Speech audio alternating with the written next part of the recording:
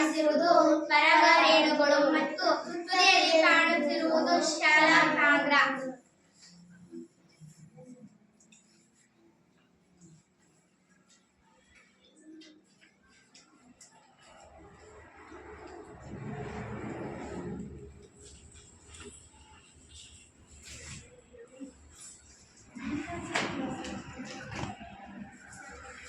ಕೇಸರದಲ್ಲಿರುವ ರೇಣುಗಳು ಶಲಾಕೆಯ ಮೇಲೆದ್ದು ಶಲಾಕೆಯ ಮುಖಾಂತರ ಅಂಡಾಶಯವನ್ನು ತಲುಪುತ್ತದೆ.